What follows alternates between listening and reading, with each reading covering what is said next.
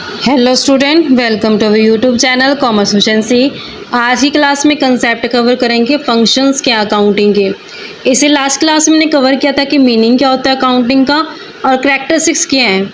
अगर अभी तक आपने लास्ट क्लासेस नहीं देखी ताकि आपके स्टडी में कंसिस्टेंसी बनी रहे। अगर अभी तक आपने मेरे यूट्यूब चैनल कॉमर्स एफिशिएंसी को सब्सक्राइब नहीं किया, सब्सक्राइब कीजिए, बेल आइकन जरूर प्रेस कीजिए ताकि जब भी मैंने वीडियोस अपलोड करूँ सबसे पहले नोटिफिकेशन आपके पास आए, आप वीडियोस को देखें और आपकी स्टडी बूस्ट अप हो। कवर करते हैं कि फंक्शंस क्या है, क्या कार्य क्या है अकाउंटिंग का। सबसे फर्स्ट फंक्शन है maintaining complete and systematic record.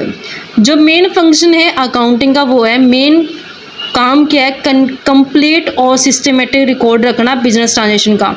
यानी कि जितने भी बिजनेस के अंदर ट्रांजेक्शन्स होती हैं, हर एक छोटी से छोटी और बड़ी से बड़ी हर एक ट्रांजेक्शन को रिकॉर्ड करना, और जितनी भी ट्रांजेक्शन्स रिकॉर्ड की गई हैं उसके बाद क्या करना, उनको लेज़र में पोस्टिंग करना। हर एक ट्रांजेक्शन की लेज़र अकाउंट बनाए जाएंगे और लेज़र के जितने भी बैलेंसेस आते हैं उन सभी बैलेंस को हम ट्रांसफ़र कर देते हैं ट्रायल बैलेंस के अंदर, और उन्हीं ट्रायल बैलेंस के बेस पे आगे फाइनेंशियल स्टेटमेंट बनाई जाती है। फाइनेंशियल स्टेटमेंट में कौन सी स्टेटमेंट होती है? Statement of profit and loss और बैलेंस शीट। अब इससे क्या होता है कि जब भी हम प्रॉफिट एंड लॉस अकाउंट बनाते हैं तो उससे हमें पता चल जाता है कि नेट प्रॉफिट कितना है और नेट लॉस कितना है। वही बैलेंस शीट से हमें पता चलता है फाइनेंशियल पोजीशन क्या है कंपनी की, क्योंकि बैलेंस शीट के अंदर कैपिटल होती है, असेट्स होती है और लायबिलिटी होती है।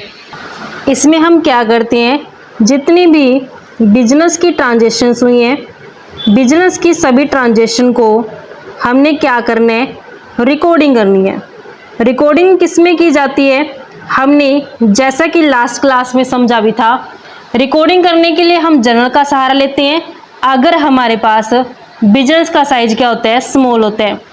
अगर हमारे पास बिजनेस का साइज क्या है, लार्ज है, लार्ज के लिए हमने क्या करना, आगे फर्दर जर्नल को सब डिवाइड कर देना सब्सिडी बुक्स के अंदर। तो हमारे पास ये 8 प्रकार की सब्सिडी बुक होती हैं, लेकिन हमने ये भी समझा था कि हर एक बिजनेस के अंदर ये 8 की 8 सब्सिडी बुक बनानी जरूरी नहीं होती।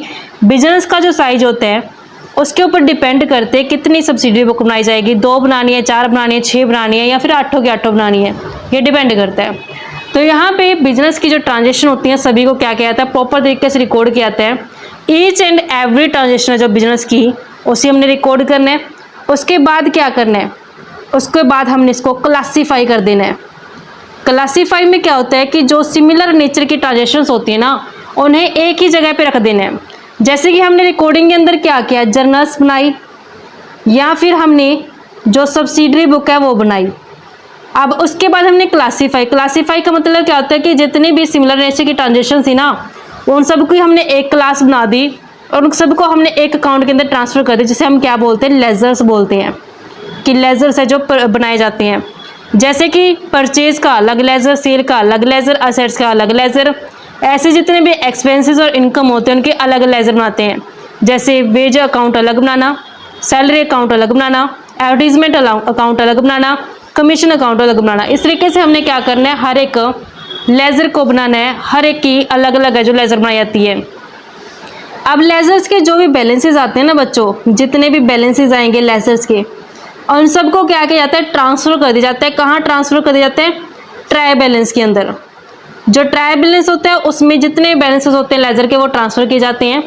फिर ट्रायल बैलेंस के बेस पे ही जो फाइनेंशियल स्टेटमेंट होती है ना वो बनाई जाती है। फाइनेंशियल स्टेटमेंट है जो ट्रायल बैलेंस के बेस पे ही बनती है। फाइनेंशियल स्टेटमेंट में मेनली 2 हम स्टेटमेंट को शामिल करते हैं। कौन कौन सी आती है इसमें? जो मेनली एक तो होती है statement of profit and loss और दूसरी आती है बैलेंस शीट। जब हम प्रॉफिट एंड लॉस बनाते हैं ना, तो या तो हमें नेट प्रॉफिट होता है या फिर नेट लॉस होता है। वहीं बैलेंस शीट की हेल्प से हमें पता चलती है कि बिजनेस की जो फाइनेंशियल पोजीशन क्या है। तो फाइनेंशियल पोजीशन जानने के लिए हम बैलेंस शीट है जो बनाते हैं। तो इस तरीके से हमारे पास ये फर्स्ट फंक्शन रहता है अकाउंटिंग का। नेक्स्ट फंक्शन आता है communicating the financial result to various party. कि जो भी हमें यहाँ से रिजल्ट्स मिले हैं ना फाइनेंशियल स्टेटमेंट बना के, उन रिजल्ट्स को क्या किया जाएगा, कम्युनिकेट कर दिया जाएगा। जो भी पार्टीज़ हैं, जितने भी इंटरेस्टेड पार्टीज़ हैं, उन सभी को बता दिया जाएगा कि हमारे बिजनेस की पोजीशन है क्या, कितना इस साल प्रॉफिट कमाया गया है या फिर लॉस सफ़र किया गया है। कितनी असेट्स हैं, लाइबिलिटी कितनी है, ये सभी इंफॉर्मेशन है जो जितने भी इंटरेस्टेड पार्टीज़ होती हैं उन सबको बता दी जाती है। इंटरेस्टेड पार्टीज़ कौन सी होती हैं? जिनका बिजनेस के अंदर डायरेक्टली या फिर इनडायरेक्टली किसी न किसी तरीके से जो शेयर होता है। जैसे इसमें शामिल की जाती है पार्टीज़ बिजनेस के अंदर की भी और बिजनेस के बाहर की भी। मैनेजमेंट शामिल होती है, बाहर की जो पार्टीज़ होती हैं उसमें कस्टमर्स आ जाते हैं, बैंक आ जाती है, गवर्नमेंट आ जाती है, इन्वेस्टर्स आ जाते हैं, और उन सभी को जो रिजल्ट्स बता दिए जाते हैं कि बिजनेस की पोजीशन है क्या। क्योंकि ये जो इंफॉर्मेशन जो दी जाती है इंटरेस्टेड पार्टीज़ को, इस इंफॉर्मेशन के बेस पे आगे उन्होंने डिसीजन लेना होता है, जिस कारण से ये सभी इंफॉर्मेशन है जो इंटरेस्टेड पार्टीज़ तक पहुंचा दी जाती है, उन्हें कम्युनिकेट कर दी जाती है। नेक्स्ट आता है protecting the asset of business, कि जो बिजनेस की एसेट्स है उनको प्रोटेक्ट किया जाता है। कि जो अनदर फंक्शन होता है अकाउंटिंग का, वो मेंटेन करना होता है प्रॉपर रिकॉर्ड। जितने भी एसेट्स होते हैं जैसे कैश इन हैंड हो गया, बैंक बैलेंस हो गया, इन्वेंट्री, डेटर एटसेट्रा, प्रॉपर तरीके से इनका रिकॉर्ड रखा जाता है। क्योंकि जब इनका रिकॉर्ड रखा जाएगा तभी तो मैनेजमेंट है जो प्रॉपर तरीके से इनके ऊपर कंट्रोल कर पाएगी। नेक्स्ट आते हैं providing assistant to management. Assistance का मतलब क्या होता है? हेल्प करना। कि जो अकाउंटिंग है वो मैनेजमेंट की हेल्प कैसे कर सकती है? क्योंकि मैनेजमेंट का काम क्या होता है? डिसीजन मेकिंग करना। और डिसीजन लेने के लिए क्या चाहिए होती है? इंफॉर्मेशन चाहिए होती है। और वो इंफॉर्मेशन मैनेजमेंट को कहाँ से प्राप्त होती है? अकाउंटिंग से ही प्राप्त होती है। तो ये अकाउंटिंग क्या करती है? मैनेजमेंट की हेल्प करती है डिसीजन मेकिंग करने के लिए। कैसे करती है?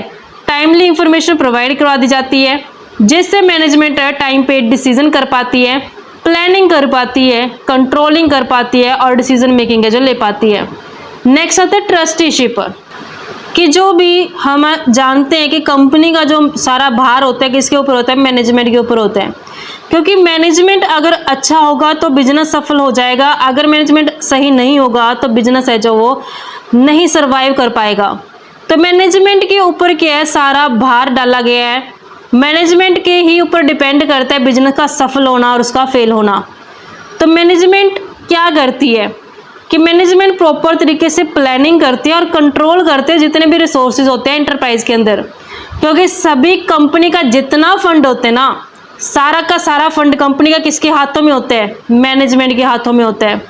तो कंपनी का जो फंड है वो मैनेजमेंट के हाथों में, तो मैनेजमेंट की जिम्मेदारी बनती है कि वो प्रॉपर तरीके से कंट्रोल करके चले जितने भी रिसोर्सेज है कंपनी के अंदर।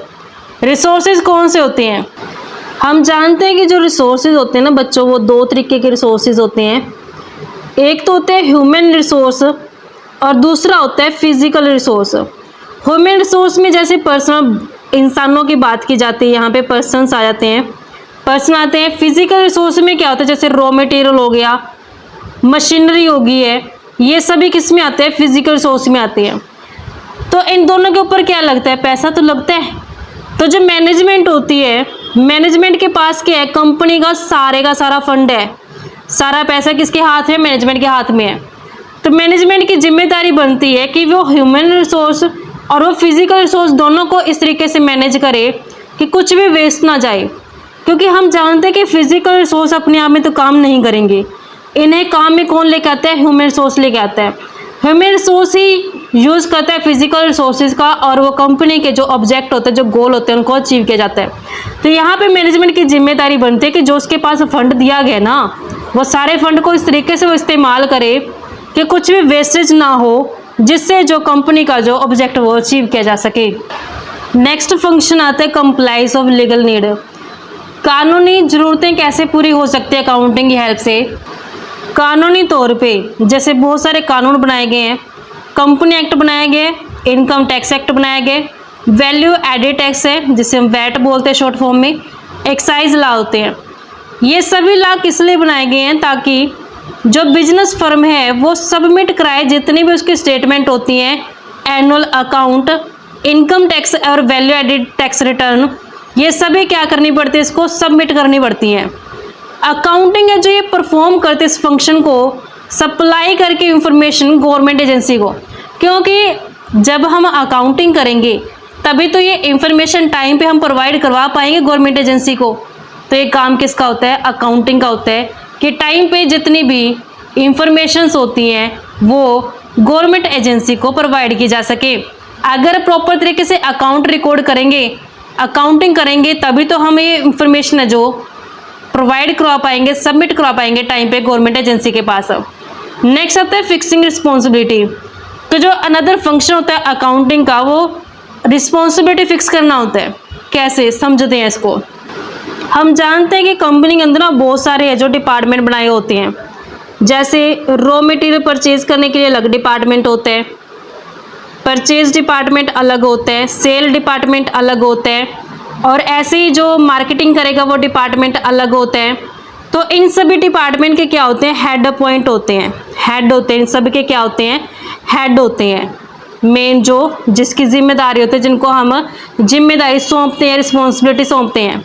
तो अब मान लेते हैं कि इस साल जो टारगेट रखा गया है वो मान लेते हैं कि 10,000 यूनिट है जो एक्स्ट्रा सेल करनी है इस बार। तो 10,000 यूनिट एक्स्ट्रा सेल करनी है, तो क्या ये सेल डिपार्टमेंट अकेला काम कर सकता है? नहीं करेगा ये, क्योंकि पहले रॉ मटेरियल परचेज करेगा डिपार्टमेंट, फिर उसके बाद उसका प्रोडक्शन किया जाएगा, फिर उसके बाद उसको सेल किया जाएगा, तब जाके ऑब्जेक्ट अचीव होगा। तो यहाँ पे जो रिस्पॉन्सिबिलिटी होती है वो वेरियस डिपार्टमेंट के हेड के ऊपर क्या करनी पड़ती है? फिक्स करनी पड़ती है, ताकि जो काम है वो टाइम पे प्रॉपर तरीके से पूरा हो सके। जैसे यहाँ पे टारगेट क्या था कि 10,000 यूनिट है जो एक्स्ट्रा सेल करनी है, तो अकेला सेल डिपार्टमेंट नहीं सेल कर पाएगा इस 10,000 एक्स्ट्रा यूनिट को, क्योंकि पहले बनानी पड़ेगी, पहले रॉ मटेरियल खरीदना पड़ेगा, फिर उसको प्रोडक्शन करना पड़ेगा, फिर जाके ये सेल कर पाएगा। जिस कारण से यहाँ पे इन सभी डिपार्टमेंट के हेड के बीच में क्या किया गया है? एक कोऑर्डिनेशन किया गया और इन सब की रिस्पॉन्सिबिलिटी क्या की गई? फिक्स की गई है। और ये भी किसकी हेल्प से पॉसिबल हो पाता है? अकाउंटिंग हेल्प से ही पॉसिबल हो पाता है। और ये फंक्शन भी किसका है? अकाउंटिंग का फंक्शन है। तो इस तरीके से बच्चों हमारे पास एक कंसेप्ट बनता था कि फंक्शंस क्या अकाउंटिंग है। आई होप आपको क्लियर हो गया है। नेक्स्ट क्लास में हम कवर करेंगे कि बुक कीपिंग, अकाउंटिंग और अकाउंटेंसी क्या होते हैं और उनके डिफरेंस क्या होते हैं। ऐसे ही रेगुलर क्लासेस के लिए आप मेरे यूट्यूब चैनल कॉमर्स प्रोफिशिएंसी को सब्सक्राइब, लाइक और शेयर करें, बेल आइकन जरूर प्रेस करें, ताकि जब भी मैंने वीडियोस अपलोड करूं सबसे पहले नोटिफिकेशन आपके पास आए, आप वीडियोस को देखकर आपकी स्टडी बूस्ट अप हो।